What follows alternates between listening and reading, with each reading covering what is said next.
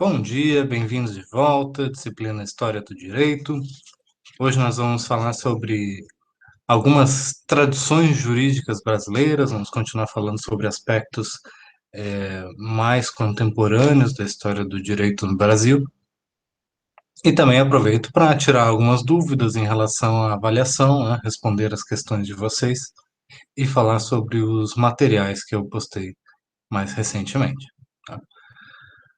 Vamos ver aqui, Nathalie ou Nathalie? E agora? Pergunta sobre a primeira questão da prova. Posso dizer que o ordenamento jurídico é igual, mas que o direito no Brasil é diferente de Portugal? Ah, sim, essa é uma questão interessante, né? Então, numa das questões do questionário é sobre se existe, né, um direito colonial brasileiro, se o direito no Brasil era diferente do direito em Portugal, se o direito aplicado na colônia era exatamente o mesmo que o direito português, ou se haviam particularidades. E eu acho que essa é uma questão importante para que vocês exerçam o raciocínio, né, acerca daquilo que a gente discutiu na disciplina de História do Direito. O que que caracteriza um ordenamento jurídico? É a existência de normas escritas, formais, o que que é necessário para que o direito seja particular ou diferente em um lugar ou em outro, tá? Quais são os elementos sociais que caracterizam um direito diferente do outro, tá? Essas são questões que são o pano de fundo dessa pergunta, tá? Então, será que a gente pode dizer que existe um direito específico do Brasil na época da colônia? Tá? Acho que os textos e tem uma aula gravada, um link para o YouTube do professor Arno Velling, que é um historiador do direito brasileiro que discute com bastante profundidade essa questão, né? Então vocês também podem acessar esse link e ver essa aula com bastante detalhes sobre esse assunto. Tá?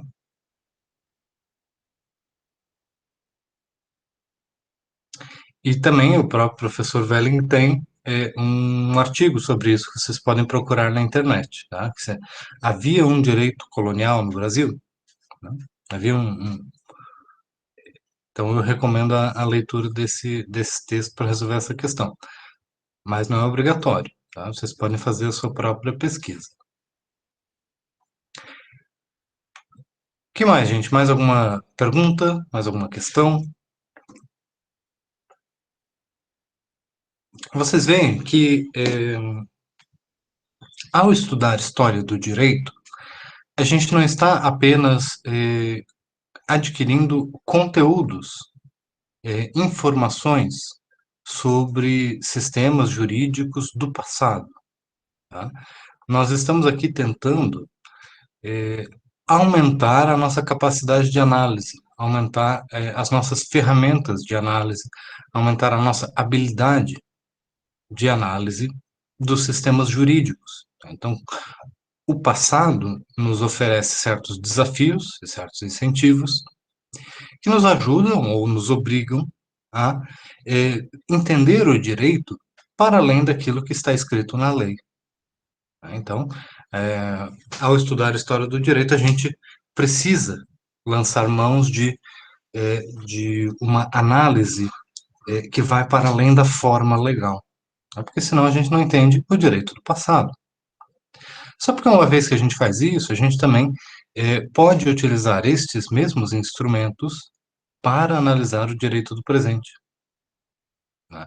Então, o pensamento histórico acerca do direito, ele é indispensável para se entender o direito do passado,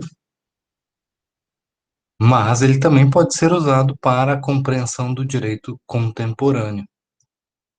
Até porque o tempo contemporâneo também é histórico. também faz parte da história, também tem as suas conjunturas.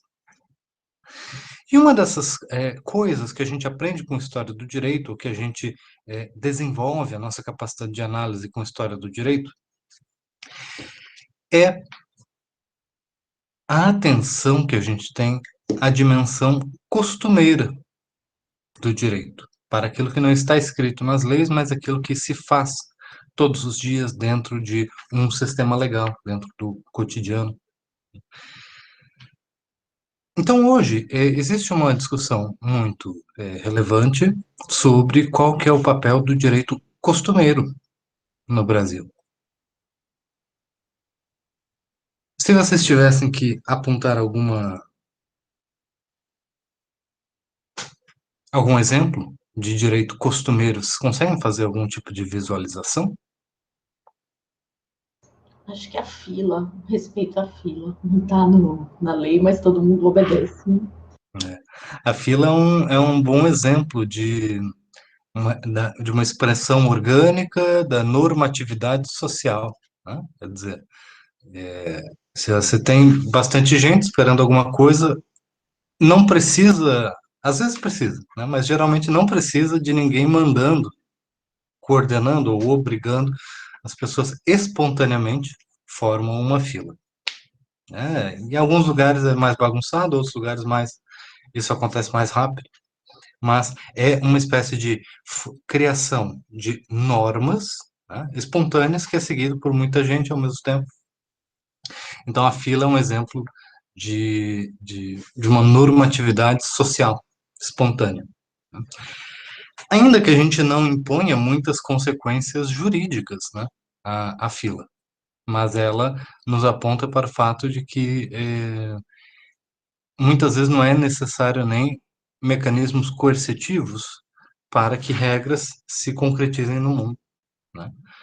Então, quer dizer que as pessoas podem criar e seguir regras socialmente, mesmo de forma independente para com a existência do Estado. E é claro que quando a gente olha para as sociedades antigas, quando a gente olha para a Idade Média, de certa forma é indispensável que a gente se atente aos elementos costumeiros, tá, do direito consuetudinário, as práticas do direito que não estão necessariamente associadas ao cumprimento das leis ou ao exercício, só um momentinho, ao exercício de uma autoridade estatal ou coercitiva. Mas será que existe um direito costumeiro no nosso sistema jurídico? Ou existem alguns exemplos para além da fila? Professor, tem um exemplo que eu gosto de pensar, que é, vou ilustrar a situação aqui mais ou menos, para ver se o Sim, pessoal entende. Que é tipo assim, imagine que um homem, ele anda com a bunda de fora, ali em frente ao farol da Barra, em um dia do carnaval, tá? Ele dança e tudo mais. Aquilo ali vai ser encarado com total normalidade, ele vai ser só mais um ali na multidão. Agora, se ele fizer a mesma coisa numa quarta-feira, né, num dia que está tendo, digamos, a marcha da juventude paroquial da Igreja da Barra, né, certamente vão denunciar e ele vai ser conduzido e tudo mais. Né? Então, assim, é uma mesma conduta, porém o direito acaba agindo diferente. A diferença é que dessa vez as instituições acabam atuando, né? Certamente a polícia atuaria ali e tudo mais, mas acho que o exemplo é esse, basicamente. não, esse é um ótimo exemplo, porque a gente vê existe uma espécie de suspensão informal das normas legais em determinados contextos, né? É como se existisse certos códigos de vestimento, de comportamento, ou de posturas, né? E elas continuam existindo, mas em determinado momento elas são suspensas, né? Porque ali é permitido se romper com certas normas. Como, por exemplo, a lei do silêncio, de se respeitar um limite de decibéis, é, depois de determinada hora da noite, né? Então você tá lá na legislação, e de que você tem que respeitar limites sonoros. Mas aí no Carnaval, no Réveillon, a própria prefeitura ou coisas assim estão lá participando de coisas que ultrapassam esses limites, não é mesmo? E isso, de certa forma, nem precisa estar escrito em lugar nenhum, porque as pessoas sabem que naquelas datas aquilo vai acontecer. E isso é compatível com a continuidade da lei escrita existindo sem que precise se escrever a exceção de aplicação dessa lei. Faz sentido? Então, uma, talvez algumas pessoas se preocupem com isso, pensem assim, não, isto é errado porque isso viola a lei, de certa forma, né? E aí a pessoa pode dizer assim, não, melhor seria se houvesse expressa essa exceção legal. Em tais e tais dias, poderá se ultrapassar o limite de barulho na rua, de som. Em outros dias não, ou algo assim. Isso faria do direito melhor ou pior? Isso mudaria a essência do direito? Professor, eu acho que essa questão dos decibéis traz uma questão interessante, porque assim, eu morava em São Paulo até 2019, e lá o que eu vejo aqui, por exemplo, aqui eu estou aqui em Guarajuba no momento, o pessoal faz muito barulho, bota som alto, em plena pandemia tem festa, e eu fico imaginando se isso fosse lá, ia dar tanta confusão. Então, tem essa coisa do costume no local. E eu tenho a impressão que no Brasil, se as coisas não forem normatizadas, ou seja, se não tiver escrito no regulamento do condomínio, não pode fazer tal coisa, as pessoas vão fazer, porque existe uma certa tendência a não respeitar o direito do outro, ou a ter uma certa permissividade, ninguém quer brigar, ninguém quer ser aquela coisa de não ser antipático, não ser discordial, de aceitar, evitar conflitos, e aí às vezes as pessoas que agem de má fé usam essa característica do povo brasileiro para descumprir o direito do outro. Então, se não tiver lá escrito na norma, bem claro que isso é proibido, as pessoas tendem a abusar dessa boa vontade, né?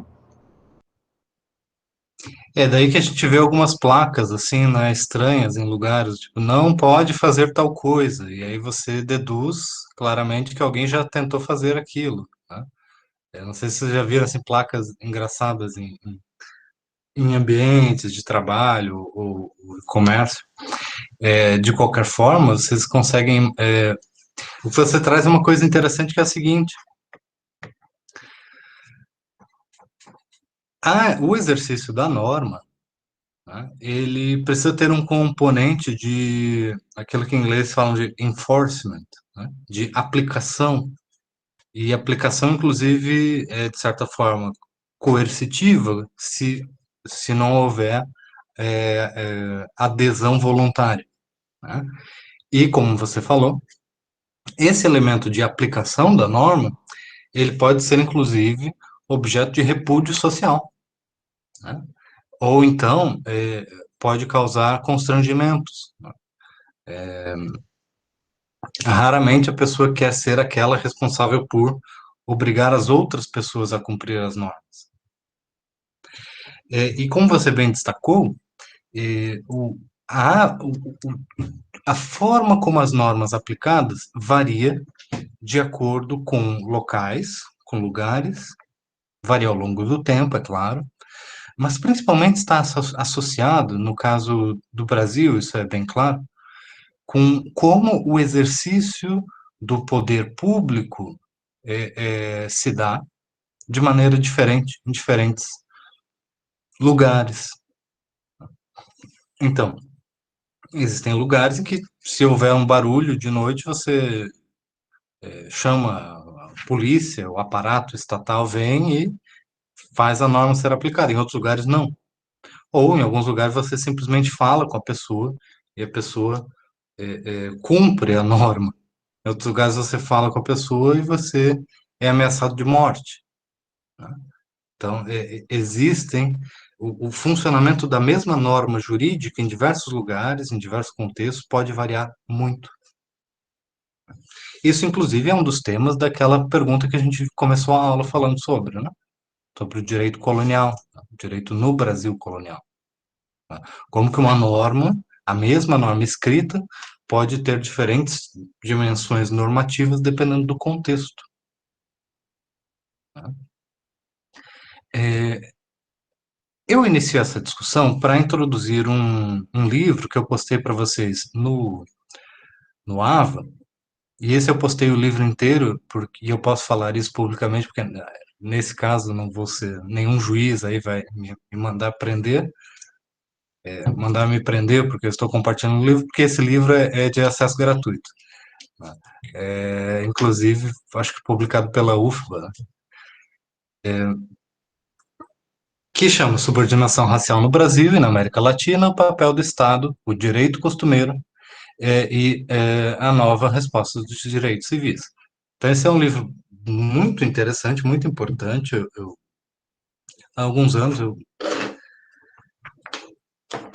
estudei esse livro para preparar material de história do direito e justamente é um livro que conecta essa dimensão que a gente desenvolve aqui, de conseguir analisar direito costumeiro, de conseguir analisar o direito para além da lei, para explicar uma realidade normativa que vai muito além do que está escrito. Tá? Então, a gente precisa de instrumentos de compreensão histórica para analisar a realidade. Tá? Porque pela forma legal não é suficiente. Então, por exemplo, assim, por muitos e muitos anos, eu vou dizer assim, eu vou falar no passado como se essas pessoas não existissem mais.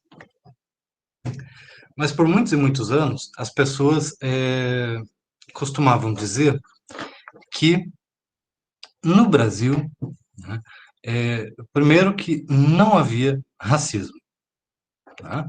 Porque a colonização brasileira teria sido resultado de um processo de mistura, digamos assim, muito plural, de muitas raças, de muitas etnias, de muitos grupos, e aí não teria havido no Brasil aquilo que existia nos Estados Unidos, que é a segregação, e não havia no Brasil aquilo que havia também nos Estados Unidos, que é a referência para a formalização do racismo. Nos Estados Unidos ou na África do Sul, não haviam as leis raciais, não havia um código, como na França também, havia o Código Negro, o código especificamente um conjunto de normas para a população, né, anteriormente escravizada, ou que existia nas colônias, ou que ia para a metrópole.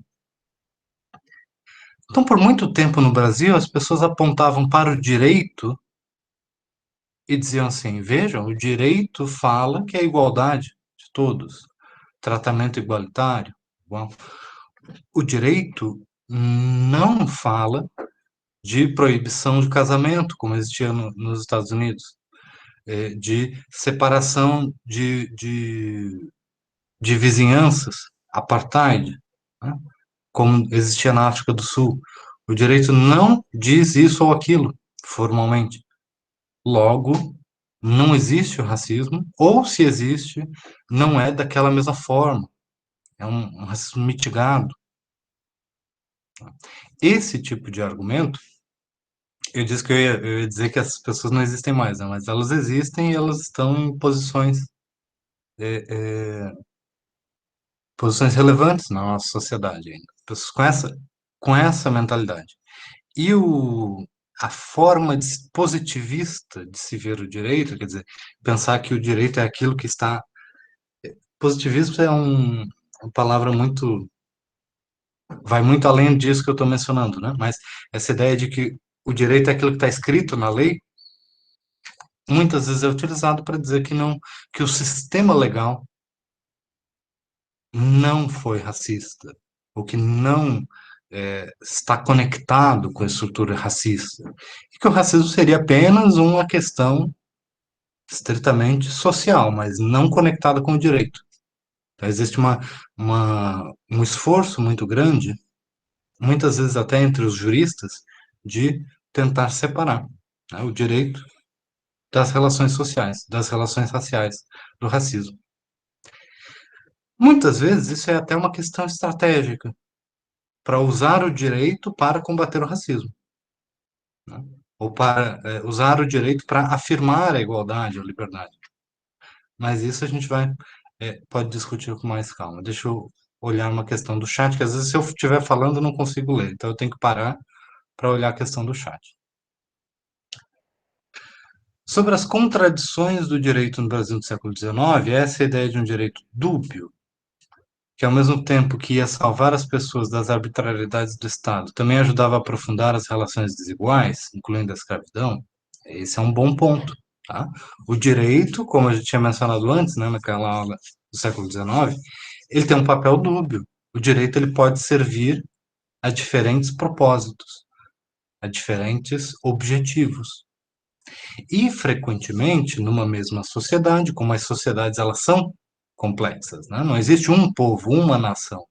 Sempre existem muitas pessoas dentro de uma sociedade, sempre seguindo diferentes objetivos. Então, o direito ele pode servir a diferentes polos de poder dentro de uma mesma sociedade. Algumas pessoas podem usar o direito para defender igualdade, liberdade, para abolir a escravidão, outros para aplicar a escravidão. Então, o direito, ele por si só, ele não nos diz quais serão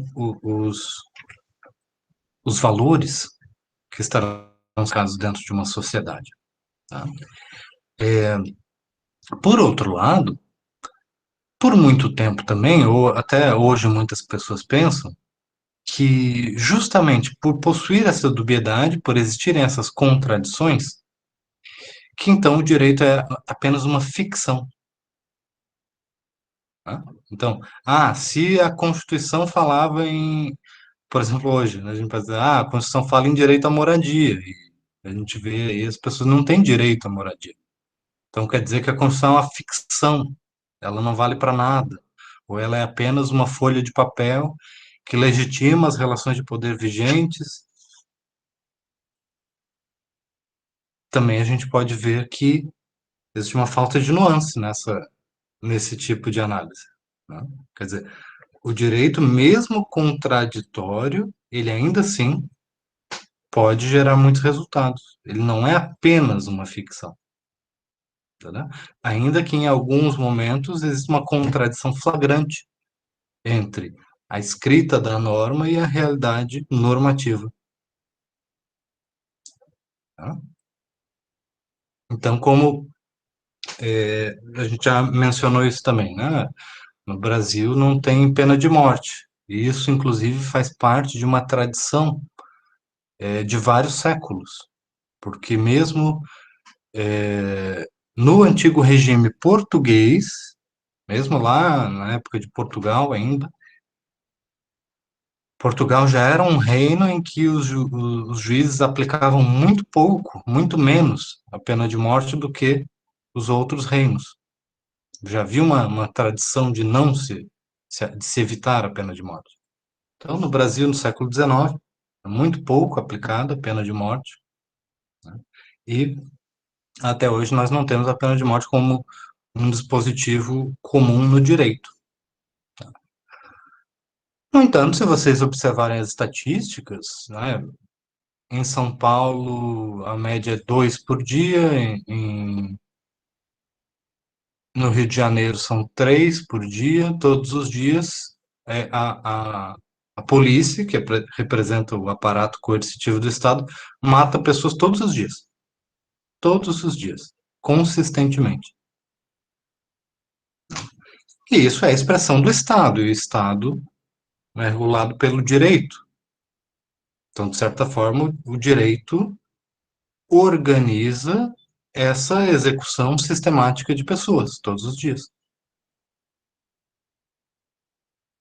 né? E isso talvez seja parte de um direito costumeiro no Brasil. E talvez o exemplo que eu esteja dando pareça muito exagerado, né? Mas não é. Quer dizer, né? Vocês podem interpretar como vocês acharem melhor, mas o que eu estou querendo dizer é, por exemplo, se a gente pegar alguns dados, eu até antes da aula fui procurar para ver se os meus dados estavam atualizados, porque de vez em quando essas coisas mudam, né? Então, por exemplo, o homicídio no Brasil, obviamente, nunca foi legalizado, né? Em todo lugar aí a gente tem as normas proibindo o homicídio. A gente tem mais ou menos 40 mil casos de homicídio no Brasil todos os anos. Tem anos que é um pouco maior, tem anos que é um pouco menor, mas essa é a média.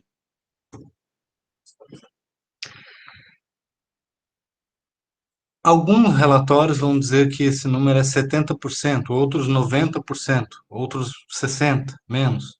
Varia de estado para estado e os dados às vezes são ruins, porque os estados não relatam bem esses dados. Mas a taxa de solução dos homicídios é baixíssima no Brasil. Então, dependendo do lugar, entre 60% e 90% dos homicídios não são esclarecidos, né? Então, dependendo do contexto, a cada 10 pessoas que cometem um homicídio, somente uma vai ser devidamente investigada, acusada pelo Ministério Público, ser levada a julgamento e, eventualmente, receber uma sentença. Então, lógico que a gente não vai dizer assim, ó, o homicídio é legal, não é? Mas a normatividade que essa real, que essa norma tem é baixíssima. Quer dizer, não é baixíssimo porque a gente vê que as pessoas não saem matando à torto e à direito por aí. Mais ou menos da mesma forma como as pessoas respeitam as filas. Mas às vezes, quando uma pessoa não respeita a fila, talvez uma de vocês se sinta, de certa forma, intimidada em obrigar aquela pessoa a respeitar a fila, né? Então, o direito ele tem essas complexidades. Até foi feito um estudo de caso no Rio de Janeiro, né? Fizeram uma pesquisa em uma semana e aí compararam 2 anos depois, né? De 2017 para 2019. Analisaram quais as ocorrências de homicídio que tinha naquela semana no município do Rio de Janeiro. E em 2 anos se concluiu que 73% dos inquéritos de homicídio, a gente não está falando de ações, está falando de inquérito policial, que é a primeira etapa de todo o processo. 73% dos inquéritos de homicídios ainda estavam em andamento, 2 anos depois. Quer dizer, a polícia não conclui a primeira etapa da investigação. Depois do inquérito, se encaminha ao Ministério Público. O Ministério Público vai decidir entrar com a ação penal. Aí na ação penal é que a gente vai ter a instrução, julgamento, e só depois disso, júri. Então vejam o grau de institucionalidade do país, como é baixo.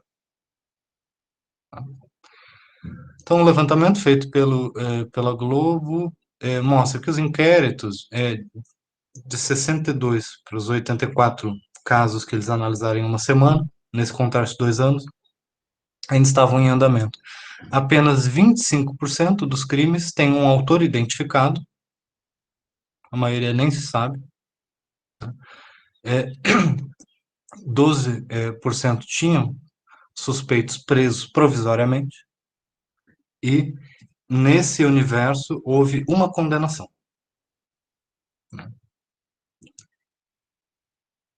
Então, isso é só um exemplo, mas vocês podem estudar e os relatórios, os números são assim, fantásticos, tá? Por exemplo, no estado do Rio de Janeiro, a proporção dos homicídios cometidos, os homicídios em geral e homicídios cometidos pela polícia em serviço, em operações oficiais, né? A gente ainda tem esse detalhe. 16,7% dos assassinatos eram por policiais em operações policiais. né? Então, do universo de homicídios, 16% eram cometidos por policiais. Só que na capital é 25%. Então, quer dizer que a cada quatro pessoas assassinadas, um, dois, três, o quarto foi assassinado pelo Estado, né? Quer dizer, como expressão do aparato legal, das leis, das normas. Mais ou menos como a gente estava falando antes sobre o barulho, né? Durante o carnaval, tem a lei que impõe o limite de som do silêncio, a lei fala que não pode, mas em determinados contextos, a sociedade, de certa forma, aceita que a lei seja suspensa, que não se aplique tal proibição, né? E se você ligar para a polícia no carnaval e pedindo para eles baixarem o som, você não vai conseguir, não é mesmo? Então, isso, de certa forma, mostra uma realidade normativa dentro de uma sociedade, que pode ser uma realidade que nem todo mundo leva em consideração, tá? Mas, se daqui a 200 anos as pessoas forem estudar a história do direito brasileiro que a gente está vivendo hoje, certamente vão apontar para essa realidade, né? Não vão dizer somente que existia tal e tal direito na Constituição, mas vão analisar qual que é a história do direito brasileiro contemporâneo, né? Eu estava mencionando antes o caso do racismo, porque na nossa legislação a gente não tem muitas referências às questões de raça, né? No entanto, da mesma forma que eu estou mencionando aqui os homicídios, a gente vê muito o que seria a expressão do direito costumeiro a partir das ações do Estado. O que o Estado promove, o que o Estado combate, né? E, de certa forma, isso a gente consegue analisar o que seria a expressão de direito costumeiro a partir do que o Estado escolhe fazer ou não fazer, né? Às vezes, o não fazer também faz parte do reforço dos costumes, né? Como é o caso de não impor o limite de som, né? Durante o carnaval ou durante outros dias, tá? Então, nesse livro que eu postei para vocês, né, vocês encontram ali uma discussão que não é só do Brasil, mas é de toda a América Latina, né? Apesar de que no Brasil a gente vê isso com muita clareza. A ideia de que, de certa forma, teria existido na formação do país uma espécie de democracia racial, de que a mestiçagem, que também é um termo utilizado em outros países da América Latina, teria criado uma sociedade mais harmônica, com menos conflitos, do que nos Estados Unidos. Os Estados Unidos são sempre vistos como o tipo, né, onde claramente existe o racismo. Vocês podem escutar algumas coisas até hoje, dizendo assim, vocês estão importando a discussão de racismo dos Estados Unidos para o Brasil, mas no Brasil não é assim, né? Então o Brasil é visto, os Estados Unidos é visto como um modelo onde, lá sim existiu racismo, porque lá sim existiam leis que normativizavam o racismo. Porém, inclusive a gente viu recentemente nessa discussão, nesses últimos 2 anos, a discussão sobre os excludentes de ilicitude dos assassinatos cometidos por policiais. E ali a gente viu esse confronto de mentalidades, alguém que se preocupava em dizer assim, não, a gente tem que botar na lei que o policial não vai ser punido por matar pessoas nas operações policiais. De certa forma, e isso causou uma certa resistência das pessoas, até da classe jurídica, até porque era uma proposta mal feita, mal formulada, mas também porque gerou um constrangimento. Porque o número de homicídios por policiais é tão grande, mas de certa forma ele permanece na clandestinidade, porque é melhor não falar muito sobre isso e não positivar, né? Não colocar na norma. E ao não colocar na norma, a sociedade discute menos e, de certa forma, as coisas se colocam, vão continuando pelo âmbito dos costumes. Então, é meio que, é quase que costumeiro que essas coisas aconteçam. Quando se coloca na norma formalmente, o ponto de discussão muda, né? Vocês conseguem ver a analogia, né? Então, na sociedade americana, o racismo ele foi codificado, né? Ele se colocou em estruturas legais de forma explícita. Isso tem efeitos diferentes. Enquanto que no Brasil, certas coisas não precisavam estar na norma para que as pessoas soubessem, né, o que o Estado faria ou deixaria de fazer. Ou então, coisas diferentes eram colocadas na norma, mas a forma aplicava-se diretamente a um grupo social, né? Então, como por exemplo, na República Velha a gente tinha essa codificação, ou às vezes nos códigos de postura municipal, em códigos de postura, a gente tem como exemplos proibição de capoeira, né? Então, o que é a proibição de capoeira, se não um direcionamento, né? Não é que a capoeira é um... Pode falar. Era vadiagem, né, professor? Sim. Capoeira, vadiagem. E quando a gente fala de proibição de vadiagem, de certa forma, até hoje a gente tem, né, isso como um crime. Ou melhor, né? É uma contravenção, que é basicamente ser crimes, não ter lugar para morar, né? Não ter. Pode falar. Professor, bom dia, gente. Sim. Um comentário em relação à forma como o racismo é tratado no Brasil. Exatamente por esse mito da democracia racial, criou-se essa justificativa que qualquer pessoa minimamente coerente sabe que é uma justificativa falsa, de que não existe racismo no Brasil, porque pelo fato de não ser normatizado, como acontece nos Estados Unidos, e não acontecer de uma forma tão supostamente violenta como ocorre lá, aqui não existiria. E um colega perguntou no chat se o racismo estrutural seria mais difícil de combater do que o racismo legalizado. Eu peço licença para responder, porque essa é a minha área de pesquisa.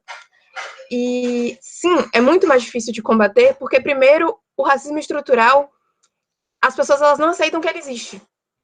E quando você não considera que algo existe, não tem por que você combater. Não tem por que você lutar contra uma coisa que não existe. E considerando o racismo estrutural, o que seria o racismo estrutural? A gente vem de uma sociedade que, desde o período do Império, em 1888, com a abolição da escravatura, as pessoas negras elas foram simplesmente deixadas de ser tratadas como propriedade e consideradas como seres humanos. E por que eu digo seres humanos e não cidadãos? Porque cidadãos têm condições de viver e não meramente sobreviver. E isso não foi dedicado aos negros. Nenhum tipo de estrutura social foi criada para que aquelas pessoas que eram propriedade, eram a mesma coisa que um pacote de arroz, a mesma coisa que uma cadeira, fossem tratadas por aquela mesma sociedade que as colocou naquela condição enquanto pessoas. E isso se manteve durante toda a nossa história. Hoje nós contamos com 133 anos desde a abolição da escravatura, mas não existe nenhuma alteração em diversos sentidos quando a gente fala sobre o que foi racismo lá e o que é racismo aqui. E o que é, de forma sintética, o racismo estrutural? Ele alcança todas as esferas da sociedade, desde política, a questões sociais, economia e instituições como família e religiões. E ele está em todas as nossas relações. Todas as pessoas, em maior ou menor grau, irão apresentar comportamentos racistas, porque ele faz parte da nossa estrutura enquanto cidadãos. Nós somos criados em condições racistas. Nós somos ensinados de formas racistas. E retomo. Por que é tão difícil combater? Porque a gente não aceita. O brasileiro, o próprio repasse da história brasileira é feito de uma forma que nos coloca como vítimas da escravidão. Nós aprendemos que nós somos vítimas da escravidão, mas na realidade nós somos vítimas e agentes. E quando nós não nos responsabilizamos pelos nossos atos enquanto agentes, nós não conseguimos combater o que a gente tem até hoje e que vai se manter pelo resto da minha vida, com certeza, e provavelmente dos meus filhos e netos e afins, porque a nossa sociedade, ela não tem nenhum tipo de estrutura que seja, de fato, resistente e robusta para alterar a contagem da história e nos colocar também como agentes, nos responsabilizar sobre o racismo e a escravidão. Então, é muito mais fácil manter o que se tem e seguir perpetrando todas essas práticas que não só ajudam a manter, mas também a sofisticar o racismo. É isso.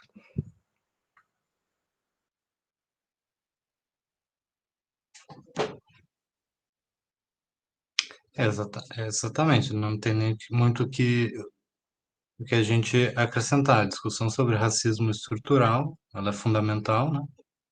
E quem é que está falando aqui? Ana Camila. Ana Camila. Ah, tá. Legal. Eu estava com a minha janela aqui alterada. Então, eu acho que esse é um tema que ultrapassa muito, né? Até a própria disciplina História do Direito pertence a essa, mas pertence à sociologia, pertence à teoria do direito, a todas as nossas áreas. A gente precisa incorporar essa discussão no estudo do direito de maneira geral. Tá? E vejam, e esse é o ponto que eu estava querendo destacar aqui para vocês. Isso não é apenas, né, um problema social. Ah, não, o problema é da sociedade. Isso está dentro do ordenamento jurídico, entenderam? Ainda que não esteja escrito em normas, isso está no funcionamento das normas. Não é só a forma como a gente pensa ou age, mas a gente precisa entender que o sistema jurídico ele funciona dentro desse pano de fundo que estabelece o racismo estrutural. Então não é que existe o racismo na sociedade e aí o direito que vem de um outro mundo ou de um outro plano, ele pode se relacionar com isso. Percebe? Por isso que eu estou o tempo todo ao longo da disciplina construindo com vocês essa ideia de que a interpretação histórica vai nos ajudar a interpretar o direito de maneira geral. Tá? A gente estava falando dos romanos, da Idade Média, tá? Que coisa, né? Mas a gente estava exercendo um pouco essa nossa capacidade de análise e agora a gente analisa nós mesmos. Agora a gente, historicizar faz parte de um processo de autoconhecimento. Né? Deixa eu ver aqui. Letícia está com a mão levantada, é para participar ou é porque esqueci? Desculpa, pode falar. Estou, porque esse debate do racismo estrutural sempre me faz pensar sobre a divisão internacional do trabalho. Porque, ainda que no Brasil o viés do racismo tem essa face negra, ou negroide, ou de escurecimento da pele pelos indígenas, a gente tem um cenário mundial de exploração do trabalho por via do racismo. Então, a gente tocou no aspecto, claro, das feridas abertas do direito, da sociologia, mas a gente tem feridas que não são feridas, mas são justificativas científicas para alegações racistas. Então, você vai ter um corpo de estudo genético que vai alegar inferioridade de determinadas raças, e isso não é só derivação do nazismo especificamente. A gente está vendo hoje, por exemplo, o problema de associação da crise pandêmica à China. E isso é uma outra faceta de um racismo estrutural internacional, que tem sua derivação desde os processos econômicos coloniais da Revolução Industrial. Então, eu acho que é importante que, para além da gente observar as mazelas, que são significativas demais, no tangente à questão, a raça negra, porque é uma raça facilmente identificada no mundo e associada, inclusive, hoje a algoritmos no sistema financeiro e tudo mais, e de saúde, no sistema de comunicação pela internet. Então, os negros têm hoje um tratamento de inferioridade material por conta de seus traços genéticos. Isso se deriva sempre em questões objetivas. E é importante que a gente não se deixe levar apenas por fatores passionais, identitários, que são redutores da discussão, que é de cadeia global. A gente está falando de um corpo que é facilmente identificado na condição de trabalhos inferiores. E a gente vai ter uma manutenção científica justificando isso, alegando isso. Você vai ter um tratamento de laser para extração de pelos, que não é capaz de fazer leitura numa pele negra. Por exemplo, isso parece banal, não é. Essa é uma derivação científica e afirmada de um racismo que coloca sempre o negro na condição do trabalho de inferioridade. E esse trabalho de inferioridade é que dá os limites materiais de ascensão de uma raça. Então, assim, no caso específico do Brasil, os negroides. Quando eu falo negroides, todas as derivações de epidermes escuras ou matizes que a gente entende como negroide, né, por traços fenotípicos todos.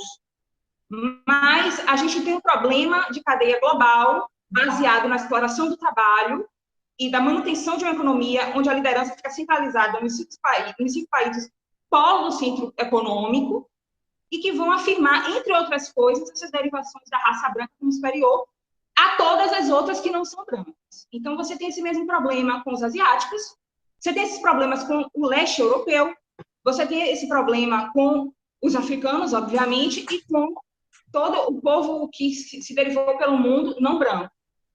Então, eu acho que falar de racismo estrutural no Brasil tem essa faceta da gente querer negligenciar e dizer que ele não existe, porque ele não está formalmente positivado, mas a gente tem toda uma cadeia global científica que respalda e amarra uma discussão racial muito maior, que não está restrita aos processos de exploração do corpo negro, né? Do corpo negro derivado desse negro africano. A gente tem um problema global de exploração colonial, e eu acho que a gente sempre precisa fazer essa ponte, esse elo do nosso processo historiográfico, mais dos processos de exploração do trabalho e em cadeia global, para que a gente não caia num romantismo. Isso é importante, isso é científico, e é isso que eu acho que a gente precisa para emancipar o pensamento no mundo. É uma posição que eu tenho.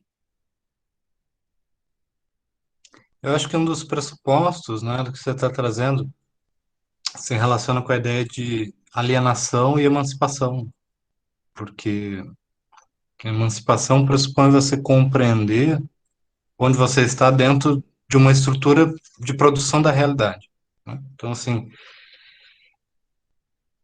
existem, dependendo do ponto de partida, então, muitas vezes, assim, a gente pode partir de teoria literária, e aí chegar na discussão do racismo, por exemplo. Existem muitas tendências hoje de se discutir em termos de pensar na subjetividade, né? De pensar quais são os efeitos disso na estrutura psicológica, do subjetivo, de cada um, das diferenças. E essa é uma linha de estudos. É até uma das linhas mais complicadas, porque é muito mais exige um rigor maior lidar com questões mais subjetivas sem se perder, digamos assim.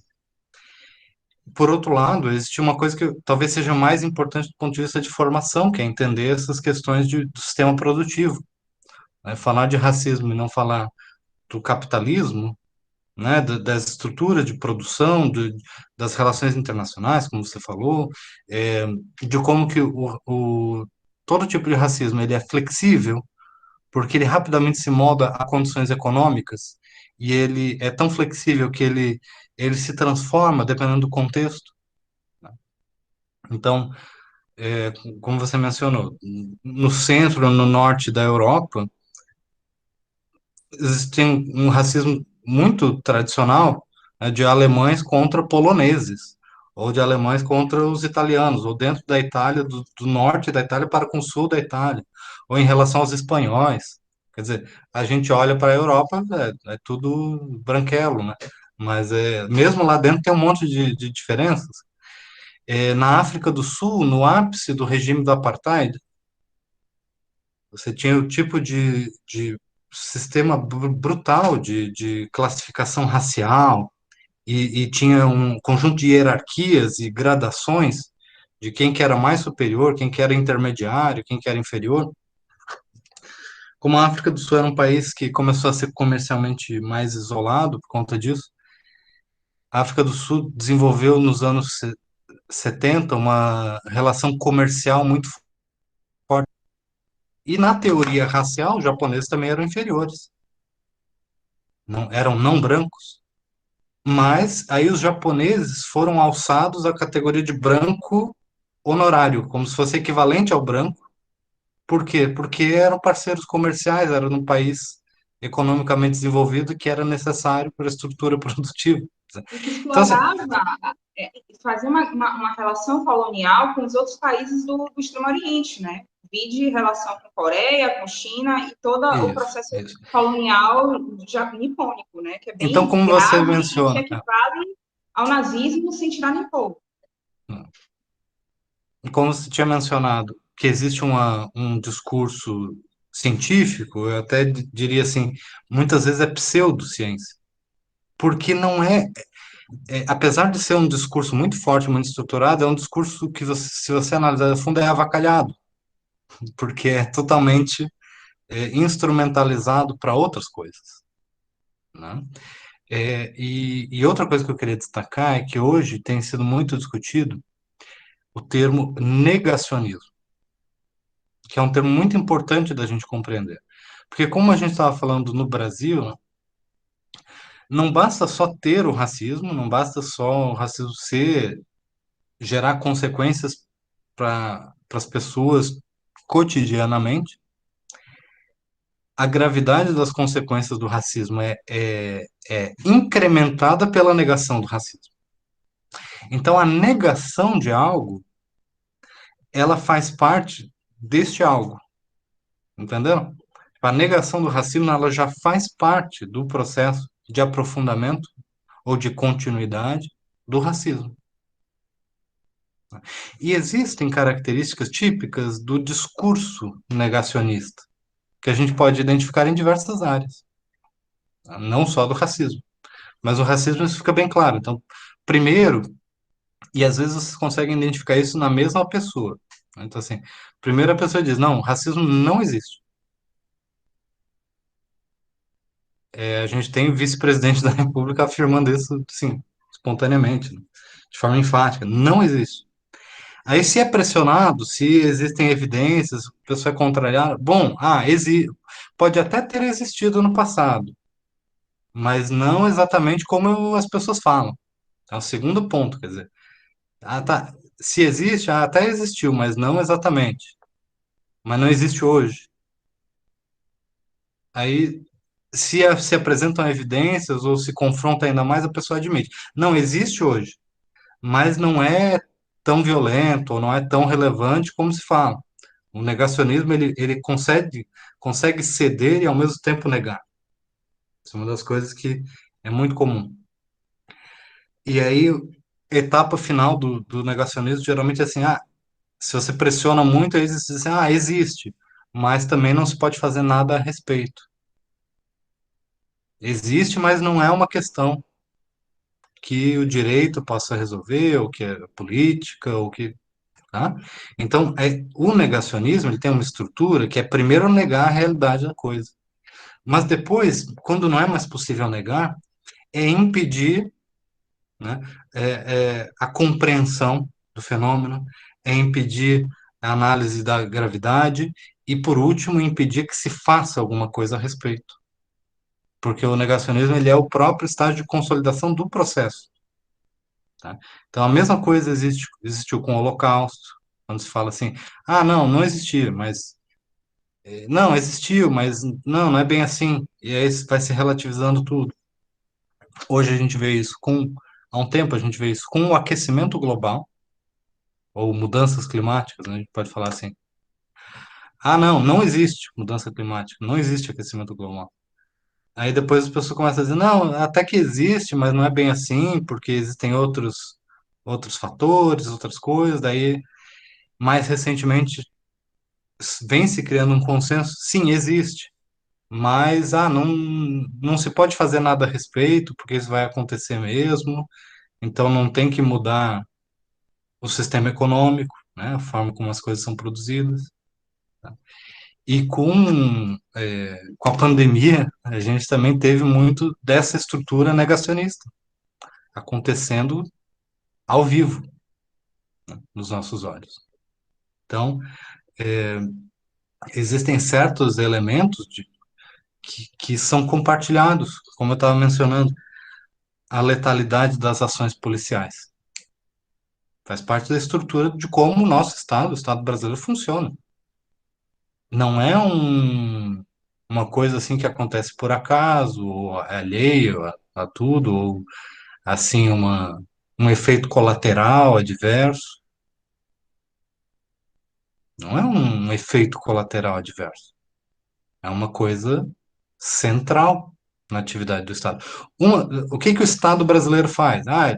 Da saúde, educação, nós estamos aqui, Universidade Federal. Então, uma das coisas que o Estado brasileiro faz é vacinar a população, construir estradas, assassinar pessoas, oferecer ensino superior gratuito, entende? Isso faz parte da atividade estatal, né? Claro, você pode dizer assim, não, o professor está exagerando, né, forçando, mas eu estou aplicando aqui uma forma de interpretação que é histórica. Eu não estou fazendo uma análise positiva do direito, né? Porque a gente não encontra no direito aquela legitimação normativa desse tipo de atividade estatal. Mas quando a gente faz uma análise da atividade estatal, isso faz parte, certamente. Tá? Quer comentar mais coisas? Tem que estar com uma mão levantada? Às vezes ela fica direto, né? Então, quem mais? Quem mais que tem questões a acrescentar? É até Bernardo. difícil falar assim depois da fala de Ana Camila e de Letícia, né? Mas eu tô aqui com um livro que eu acho muito interessante, que é esse aqui. Eu até recomendo para quem puder achar. É Terceiro Reich na História e na Memória, né? Ele faz uma análise de como o sentimento e o nazismo cresceu na sociedade alemã, né? E assim, é interessantíssimo porque parece que ele sentou e começou a olhar para a sociedade atualmente e seguiu escrevendo, né, com base no que ele enxerga hoje. São vários pontos similares, né, que aparecem. Aí eu estou aqui numa página que é Coerção e Consentimento, o nome dessa passagem. Eu vou ler aqui só o início para ver, assim, para tentar transmitir um pouco o que é que o autor Richard Evans, ele traz sobre o consentimento da sociedade perante esse crescimento, né? O crescimento desse sentimento de perseguição. Que, a princípio, esse sentimento é muito assim, não, antissemita? Não, isso aí é coisa daqueles radicais e tudo mais, porque nem sempre o antissemitismo esteve regulado, né, de fato, no direito alemão. Ele começa assim: nas décadas imediatamente posteriores ao término da Segunda Guerra Mundial, prevaleceu o consenso de que a Alemanha nazista era um estado policial, né?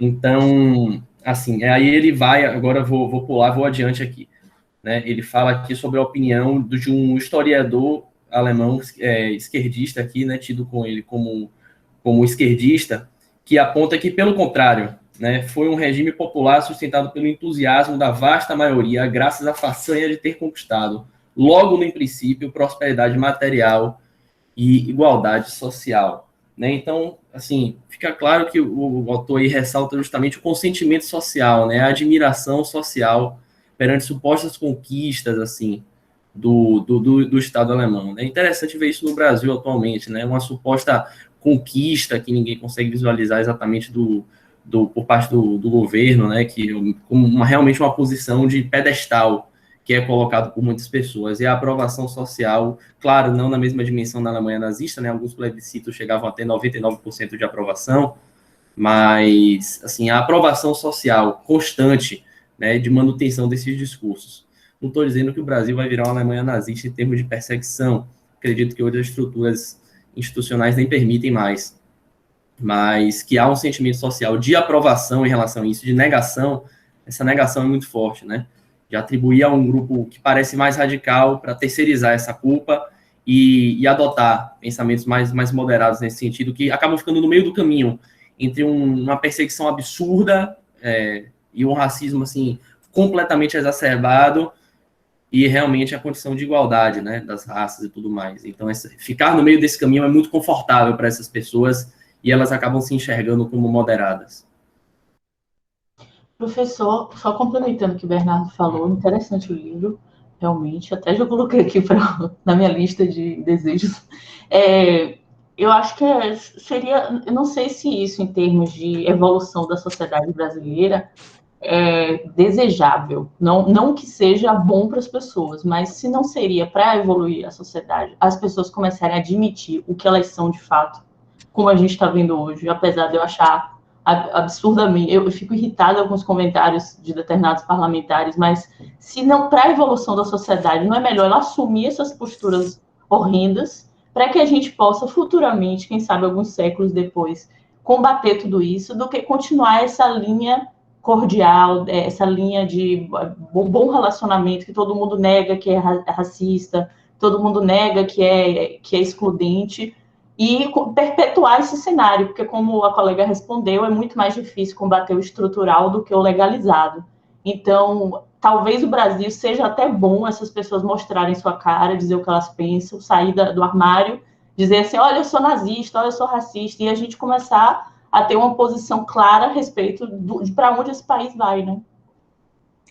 Essa é uma questão muito, muito difícil. Não existe uma resposta clara sobre isso, porque a gente pode analisar por dois lados. O primeiro é o seguinte: quando a gente fala, por exemplo, racismo estrutural ou questões estruturais, o lugar de se aprofundar, o lugar de entender de fato,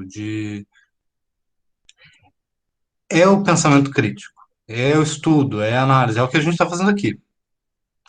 Não é o bater boca na rua com a pessoa. Dizendo, você é racismo estrutural.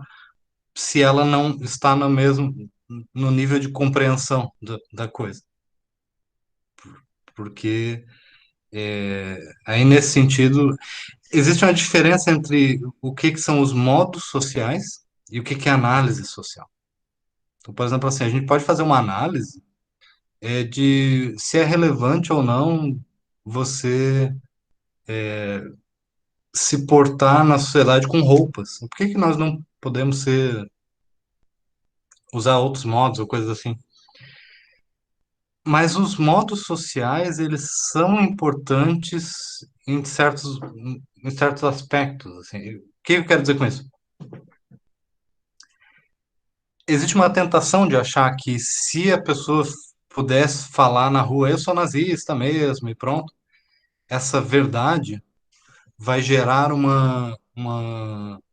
vai facilitar o processo de luta e de combate. Mas existem consequências que podem ser inesperadas, quer dizer, isso pode ser o gatilho para que isso entre num discurso social de forma com maior aceitabilidade. Então, aquilo que a gente fala sobre os modos do que é aceito ou não de agir socialmente, tem as suas próprias regras, tem os seus próprios porquês, tá? Eu digo isso por análise histórica, porque quando a gente fala do... Tem um livro muito importante do Norbert Elias, chamado O Processo Civilizador, que vai mostrando como que certas mudanças de comportamento começam com coisas absurdas. Não absurdas não, mas assim, com coisas que parecem banais, como é, como que você vai comer à mesa, coisas assim, o disciplinamento social ocorre a partir daí. E tem uma outra coisa, que são os estudos empíricos aí, em psicologia social, né? Que mostram que, por exemplo, mesmo sem maior conscientização, se você modula o seu comportamento, isso já é um passo importante. A pessoa é racista, mas se ela não estiver agredindo as pessoas, se ela não estiver falando, se ela não estiver xingando, isso já é um elemento importante. Não sei se está claro o que eu estou falando, né? Mas talvez seja pior explicitar em certos aspectos, em certos contextos sociais. Professor, Agora, do ponto de vista científico, do ponto de vista do debate, ou mesmo da discussão política, ou de análise social, é totalmente o contrário. Aí sim é muito importante explicitar. Não sei é se exatamente isso que eu ia falar. ficou claro, sabe? Essa impressão da evolução do nosso pensamento social. Para a gente estudar a sociedade, a sociedade tem que se expressar de como ela realmente pensa. E aí o que eu estava analisando, não sei se eu estou errada, os colegas podem até me corrigir, se esse movimento de negacionismo não acontece paralelamente à força do movimento negro. Dá a impressão que quanto mais o movimento negro fala do racismo estrutural e cresce o discurso do movimento, mais cresce essa oposição. E aí eu me pergunto, isso é bom ou isso não é bom? De certa forma é inevitável, né? Porque daí as coisas, quando as questões são colocadas é que as pessoas reagem. Se a questão não. E esse é o ponto, né? A gente não pode impedir que a questão seja colocada. Pelo contrário. Mas, enfim, eu quero ouvir mais de vocês. Eu queria falar o seguinte, é curioso que ele trouxe um elemento muito importante, que é sobre o terceiro país, que faz parte da propaganda justamente negar-se, No próximo. dizer que não está fazendo o que está fazendo. Esse é um elemento crucial. Eu não sei se exatamente, como a Karina está falando, a aversão começou conforme a evolução do movimento, que não é só do movimento negro, tem os movimentos indígenas, das comunidades tradicionais, né? E tudo mais, que são também significativos, e de várias minorias. Na realidade, eu não sei se é só proporcional ou se realmente faz parte de uma campanha ideológica dizer que não está fazendo o que está fazendo, que não está oprimindo, que não faz aquilo, e criar uma mentira reproduzida 100 vezes e tal. Eu ia falar outra coisa, eu acabei perdendo. Mas o que eu acho muito importante que a gente visualize é que no próprio processo brasileiro de conservadorismo, que tem uma natureza muito diferente da nazista, isso é importante, ainda que a gente tenha uma coisa retrógrada, reacionária, é de natureza diferente, porque no Brasil parece que esse caráter é só ideológico. Os nazistas, eles tinham um processo real de acumulação, de avançar de forma imperial, e isso foi acontecendo, e eles iam afirmando, isso foi trazendo bem-estar para a sociedade alemã, no período, de uma coisa que já estava sendo construída desde o final do século XVIII, início do século XIX, com o pan-germanismo, com a apologia ao antissemitismo, a ação econômica dos judeus no cenário alemão, e tudo isso é importante de ser averiguado com mais sutileza, com mais, enfim, são outros aspectos. No Brasil isso não acontece, porque o Brasil tem até no processo de surgimento dos integralistas, que requisitavam esse sentimento nacional, ao mesmo tempo que o Brasil propunha, na ideologia integralista, uma redução do aspecto de dependência do sistema liberal, liderado pelos norte-americanos, o Brasil também se opunha aos movimentos de massa, aos movimentos de autonomia popular. Então, o nosso conservadorismo tem uma particularidade, tem uma peculiaridade, tem um material extenso muito bom sobre esses temas, mas eu não sei se as pessoas sabem se admitir, eu sou nazista. Primeiro que elas não são necessariamente nazistas. Elas têm uma perspectiva muito brasileira de racialidade. E que passa, sim, por duas coisas que a gente fala, que é justamente esse aspecto de complexo de vira-lata, e, ao mesmo tempo, uma reprodução das formas de exploração do trabalho que sempre ficaram associadas aos trabalhos inferiores às raças mais negroides, né, negros, indígenas, mais pelo processo mesmo colonial. E agora, essa tentativa de fuga desses espaços e a denúncia e o trazer à tona de forma muito explicitada esses aspectos. Então, faz parte da propaganda dizer que não está fazendo o que está sendo feito. E o negacionismo, eu não sei se é exatamente uma coisa só de ignorância, sabe? Eu acho que ele é realmente engendrado. Ele é pensado para que as coisas continuem sendo feitas da mesma forma e mantendo aquela sensação de paz dos povos. E a gente sabe que não está acontecendo. A gente tem um complexo de diferença muito grave, muito gritante. Basta ter olhos de ver. Não precisa muito. No Brasil, a gente não precisa muita elaboração para ver quem é que está sendo explorado e quem não. E que isso passa pelo corpo dessas pessoas. A gente não precisa, eu acho. Professor, tá me ouvindo?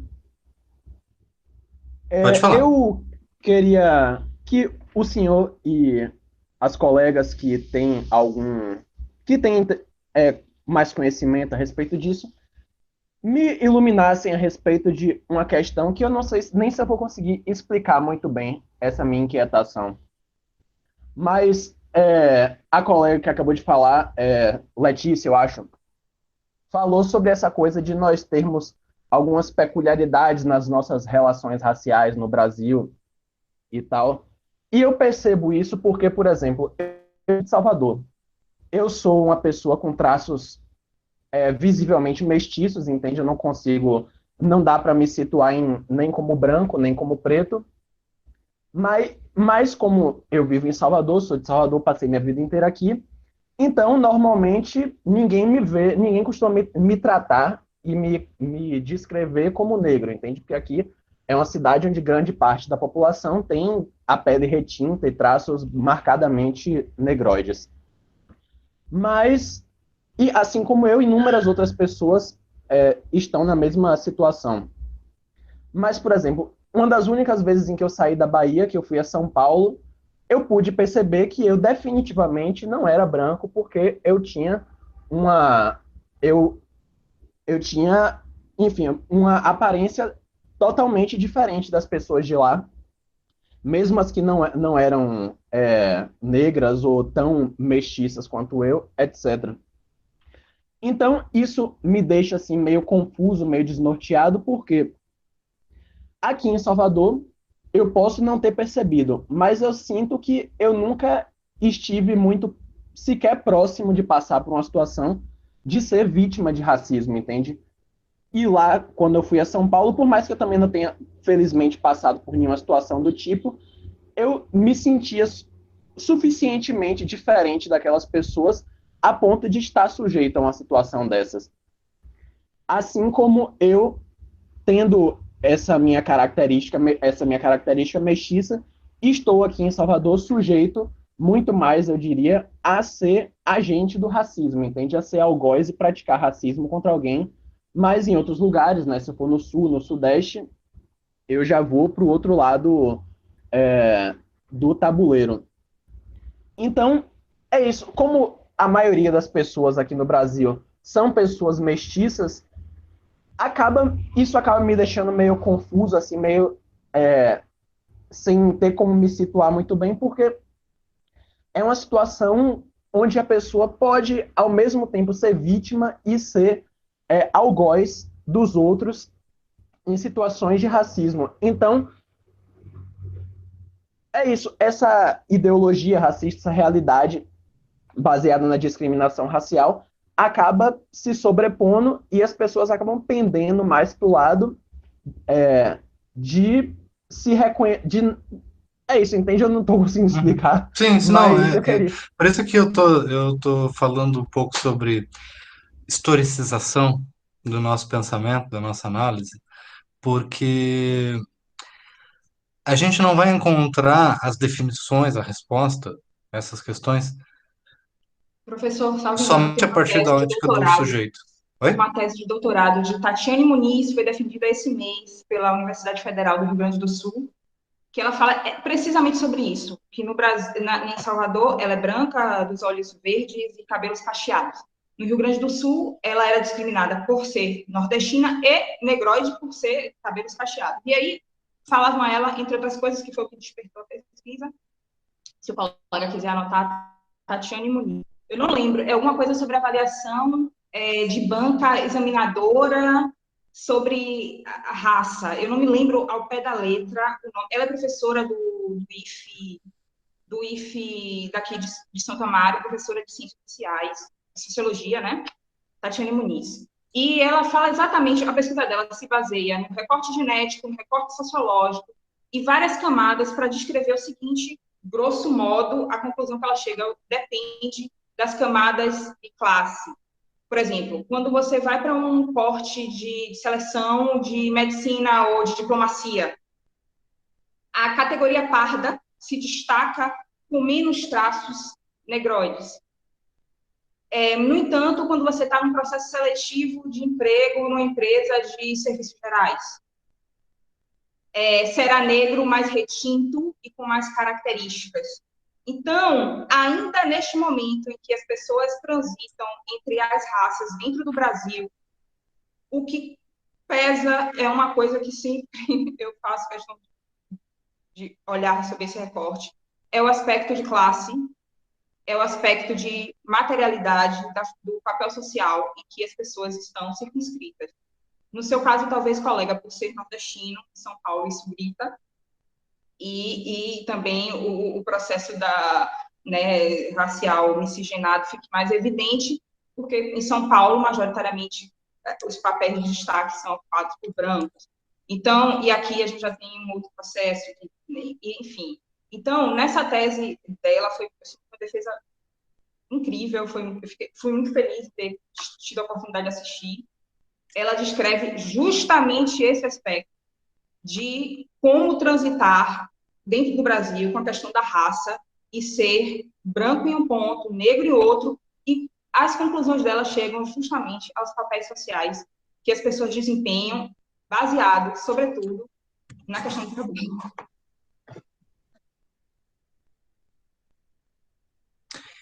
Então, exatamente. Então, assim, vejam, quando a gente fala de racismo, né, a gente fala muito sobre os significantes externos, né? A cor da pele, a melanina, né? Mas as coisas da natureza, elas não têm significados intrínsecos, né? A gente não está aqui no... O significado, ele é Genética não socialmente exige atribuído. raça, né? Exato, Genética não exige exatamente. raça. Não Tá? tem. Então, não existe qualquer diferença relevante do ponto de vista natural entre as pessoas, né? É até engraçado que, do ponto de vista de espécie, a nossa espécie é muito homogênea. Outras espécies de animais têm muito mais variações do que a nossa. Nossa, é muito pouca diferença entre nós. Porém, né, as diferenças e as distinções, elas são socialmente atribuídas. E por isso que eu destaco tanto essa questão, assim, que a gente precisa entender os sujeitos construídos historicamente, socialmente, e não por eles mesmos, né? Então, quem é que tinha comentado aqui? Era Mateus, né? Mateus não é uma coisa definida, né? O professor aqui, Fernando Najib, não é uma coisa definida. Os significados que são atribuídos a nós, e nós mesmos nos auto-atribuímos, eles são definidos contextualmente. Eles dependem de lugar, dependem de tempo, dependem das outras pessoas, eles são relacionais, né? Quais são as pessoas que estão à minha volta? O que isso significa, né? Mas também, e aí a gente entra no ponto da análise crítica, né? É como nós compreendemos a realidade. Né? Então, eu conheço muita gente que por muito tempo sofria racismo e dizia assim, não, foi um mal-entendido. Ah, não, não foi bem assim. Né? Até por associar o reconhecimento do racismo a uma pauta ideológica, o que também é um outro fator que adiciona uma complexidade maior, né? Na medida em que, como foi mencionado, né, o conservadorismo é uma pauta política, mas que tem como consequência a ideia de que você tem que defender as coisas como elas estão. E se você defende as coisas como elas estão, existe uma certa valorização das estruturas sociais. E se a gente disse que o racismo ele é estrutural, ele está vinculado a uma estrutura da sociedade, então será que você conservar isso significa defender ou manter o racismo? E em contrapartida, será que para combater o racismo não é necessário fazer mudanças estruturais na sociedade? Então, se você, ao analisar a realidade, propõe transformação da realidade, isso também não tem consequências políticas, né? Tudo isso está conectado. E justamente por ser tão conectado, tão complexo, que gera tanta confusão, tanto conflito, é tão difícil de criar um consenso a respeito dessa discussão, tá? Porque quem não consegue fazer ou quem não está interessado em fazer uma análise mais profunda, vai ter muita dificuldade de ir para além do pertencimento a grupos. Né?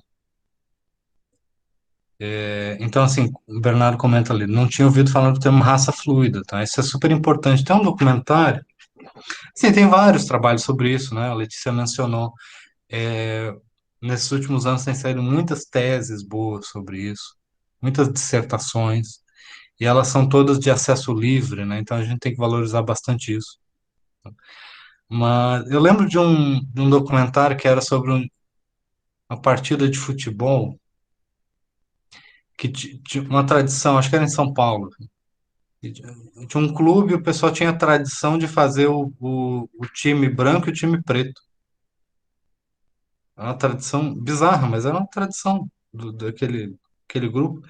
E aí você via que tinha pessoas, né, mestiças, que comparassem cor da pele, era idêntica, né? Mas uns estavam num grupo, outros estavam em outro, né?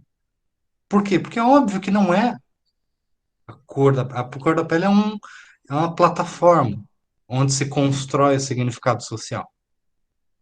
Mas o significado social é que é o diferencial, não é a estrutura física, biológica, que realmente tem o significado, né? A natureza não tem significado próprio, né?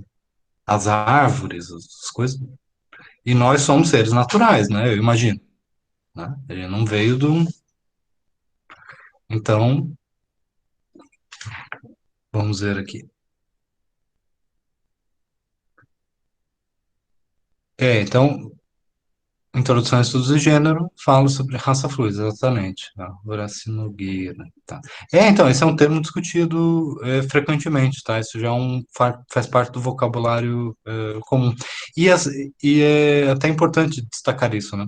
Muito da compreensão histórica que a gente precisa ter para entender o racismo também faz parte da necessidade que a gente tem para compreender gênero, né? Também porque a diferenciação sexual e diferenciação de gênero não é algo que decorre imediatamente da natureza e não tem um significado natural, claro. Então nós temos um significado social, socialmente construído. E eu estou aplicando isso também ao direito de maneira geral, né? Nosso direito, a gente não vai abrir a Constituição ou abrir o Código Penal e encontrar ali a realidade do direito. O significado do direito vai ser também socialmente fluido. A gente pode falar aqui, para fazer uma analogia, né?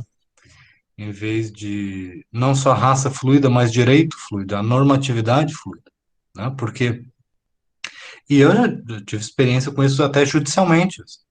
Entra com uma ação, um juiz entende de uma forma e segue determinadas normas da cabeça dele.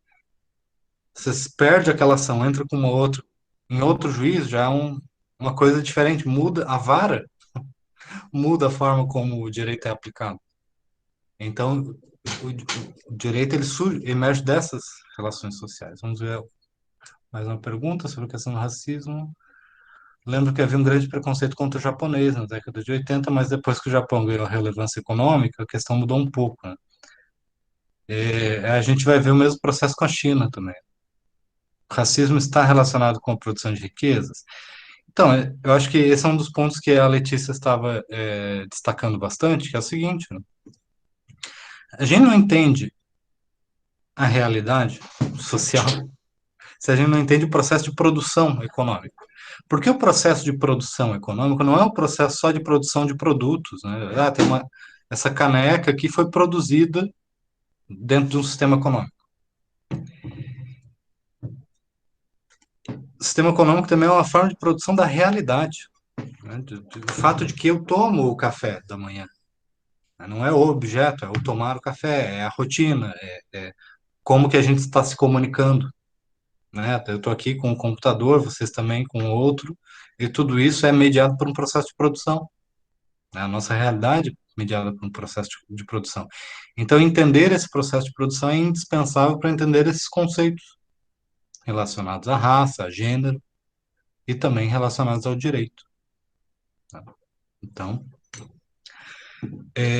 quem tiver aversão a esse tipo de análise ou quiser repudiar as conclusões desse tipo de análise, pode apontar e vai dizer assim, isso é marxismo. Só que Marx é um autor dentre os clássicos do pensamento político, científico, filosófico do século XIX, e realmente sem esse tipo de conhecimento não há como participar do mundo civilizado, né? De pessoas sérias que tentam entender a realidade. Então, isso é absolutamente, essa análise, né, do capitalismo é absolutamente indispensável.